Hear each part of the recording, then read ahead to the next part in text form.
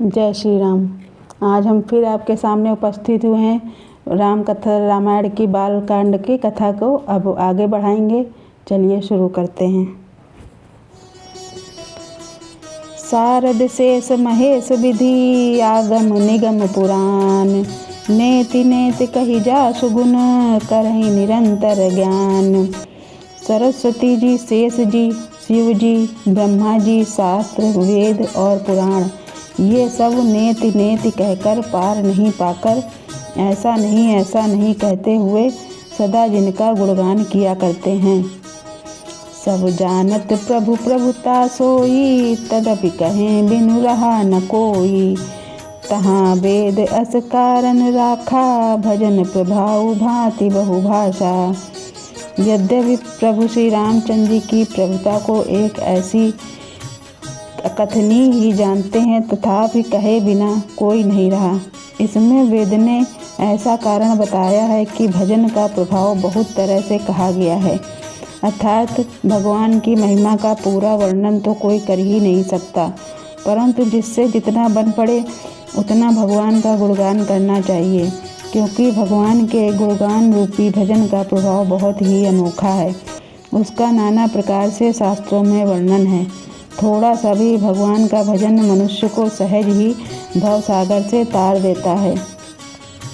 एक अनेक अरूप अनामा, अज सच्चिदानंद परधामा। व्यापक विश्वरूप भगवाना, तेहि धरि देह चरित्र कृत नाना। जो परमेश्वर एक हैं, जिनके कोई इच्छा नहीं है, जिनका कोई रूप और नाम नहीं है, जो अजन्मा सच्चिदानंद और परम धाम है और जो सब में व्यापक एवं विश्वरूप हैं, उन्हीं भगवान ने दिव्य शरीर धारण करके नाना प्रकार की लीला की है। सो केवल भक्तन हित लागी, परम कृपाल प्रणत अनुरागी। जेहि जन पर ममता अति छोहू, जेहि करुणा करि कीन न कोहू। वह लीला केवल भक्तों के हित के लिए ही है, क्योंकि भगवान परम कृपालु हैं और शरणागत के बड़े प्रेमी हैं, जिनकी भक्तों पर बड़ी ममता और कृपा है, जिन्होंने एक बार जिस पर कृपा कर दी उस पर फिर कभी क्रोध नहीं किया। गई बहोर गरीब निवाजू, सरल सबल साहिब रघुराजू। बुध बर नहीं हरि जस अस जानी, करहि पुनीत सुफल निज बानी। वे प्रभु श्री रघुनाथ जी की गई हुई वस्तु को फिर प्राप्त कराने वाले, गरीब निवाज, दीन बंधु, सरल स्वभाव, सर्वशक्तिमान और सबके स्वामी हैं। यही समझकर बुद्धिमान लोग उन श्री हरि का यश वर्णन करके अपनी वाणी को पवित्र और उत्तम फल, मोक्ष और दुर्बल भगवत प्रेम देने वाली बनाते हैं। तेहि बल मैं रघुपति गुण गाथा, कहूँ नाई राम पद माथा।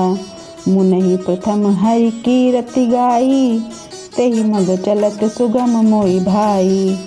उसी बल से महिमा का यथार्थ वर्णन नहीं, परंतु महान फल देने वाला भजन समझकर भगवत कृपा के बल पर ही मैं श्री रामचंद्र जी के चरणों में सिर नवा कर श्री रघुनाथ जी के गुणों की कथा कहूँगा।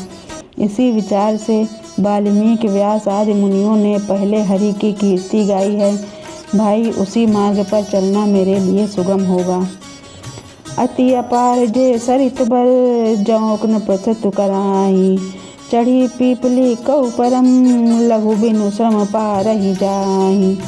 जो अत्यंत बड़ी श्रेष्ठ नदियां हैं, यदि राजा उन पर पुल बधा देता है तो अत्यंत छोटी चींटियां भी उन पर चढ़कर बिना ही परिश्रम के पार चली जाती हैं। इसी प्रकार मुनियों के वर्णन के सहारे मैं भी श्री रामचरित का वर्णन सहज ही कर सकूँगा। यही प्रकार बल मन ही दिखाई, करहूँ रघुपति कथा सुहाई। व्यास आदि कवि पुगम्ब नाना, जिन सादर हरि सुजस बखाना। इस प्रकार मन को बल दिखलाकर मैं श्री रघुनाथ जी की सुहावनी कथा की रचना करूँगा। व्यास आदि जो अनेकों श्रेष्ठ कवि हो गए हैं, जिन्होंने बड़े आदर से श्री हरि का सुयश वर्णन किया है। चरण कमल बंदहु तिनके रे, पुरहु सकल मनोरथ मेरे। कलि के कभी न करऊँ परनामा, जिन बरनय रघुपति गुण ग्रामा। मैं उन सब श्रेष्ठ कवियों के चरण कमलों में प्रणाम करता हूँ। वे मेरे सब मनोरथों को पूरा करें। कलयुग के भी उन कवियों को मैं प्रणाम करता हूँ जिन्होंने श्री रघुनाथ जी के गुण समूहों का वर्णन किया है। जे प्राकृत कवि परम सयाने, भाषा जिन हरि चरित बखाने। भय जे अहीं जे होई आगे, प्रणनहु सबहि कपट सब त्यागे। जो बड़े बुद्धिमान प्राकृत कवि हैं, जिन्होंने भाषा में हरि चरित्रों का वर्णन किया है।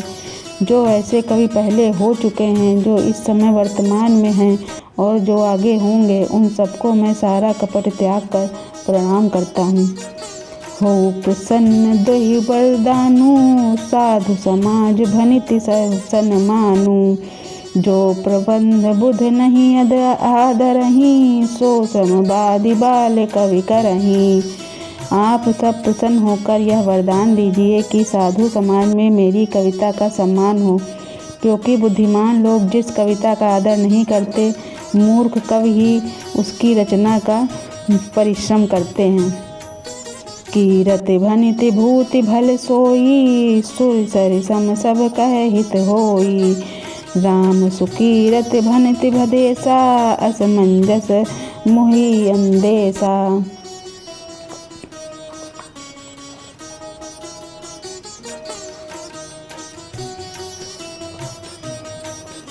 कीर्ति, कविता और संपत्ति वही उत्तम है जो गंगा जी की तरह सबका हित करने वाली हो।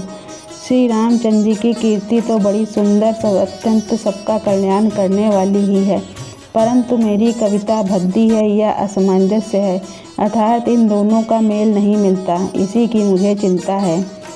तुमरी कृपा सुलभ सो मोरे, सियन सुहावनि टाट पटोरे। परंतु हे कवियों, आपकी कृपा से यह बात भी मेरे लिए सुलभ हो सकती है। रेशम की सिलाई टाट पर भी सुहावनी लगती है। सरल कवित की रति विमल, सोई आदरहि सुजान। सहज बयर बिसराई रूप, जो सुन करहि बखान। चतुर पुरुष उसी कविता का आदर करते हैं जो सरल हो और जिसमें निर्मल चरित्र का वर्णन हो, तथा जिसे सुनकर शत्रु भी स्वाभाविक वैर को भूलकर सराहना करने लगे। सो न होई विमल मति, मोहि मति बल वो अति थोर। करहु कृपा हरि जस कहूँ, पुनि पुनि करहु निहोर। ऐसी कविता बिना निर्मल बुद्धि के होती नहीं और मेरे बुद्धि का बल बहुत ही थोड़ा है। इसीलिए बार बार निहोरा करता हूँ कि हे कवियों, आप कृपा करें जिससे मैं हरि यश का वर्णन कर सकूं। कवि कोविद रघुबर चरित मानस, मंजुमराल। बाल बिनय सुन सुरुचि लखे, मोह पर होहु कृपाल। कवि और पंडितगण, आप जो रामचरित्र रूपी मानसरोवर के सुंदर हंस हैं, मुझ बालक की विनती सुनकर और सुंदर रुचि देखकर मुझ पर कृपा करें। बंदहु मुनि पद कंजु रामायण, जस निरमयऊ। सखर सुकोमल मंजु दोष, रहित दूषण सहित। मैं उन वाल्मीकि के मुनि के चरण कमलों की वंदना करता हूँ जिन्होंने रामायण की रचना की है, जो खर राक्षस सहित होने पर भी कठोर से विपरीत बड़ी कोमल और सुंदर है, तथा जो दूषण सहित होने पर भी दूषण अर्थात दोष से रहित हैं। बंदहु चारउ वेद भव बारधि मोहित सरिस, जी नहीं ना सपने हूँ खेद, बरनत रघुबर विशद जसु। मैं चारों वेदों की वंदना करता हूँ जो संसार समुद्र के पार होने के लिए जहाज के समान है, तथा जिन्हें श्री रघुनाथ जी का निर्मल यश वर्णन करते स्वप्न में भी खेद नहीं होता है। बंदहु विद पद रेणु भव सागर, जेहि किन जहाँ। संत सुधा ससिधेनु प्रगटे, खल विष बारुनी। मैं ब्रह्मा जी के चरण रज की वंदना करता हूँ जिन्होंने भवसागर बनाया है, जहाँ से एक ओर संत रूपी अमृत चंद्रमा और कामधेनु निकले और दूसरी ओर दुष्ट मनुष्य रूपी विष और मदिरा उत्पन्न हुए। आज की कथा को हम यहीं विराम देते हैं। कल हम आपसे रामायण कथा का बालकांड का आगे का भाग शुरू करेंगे। तब तक के लिए जय श्री राम।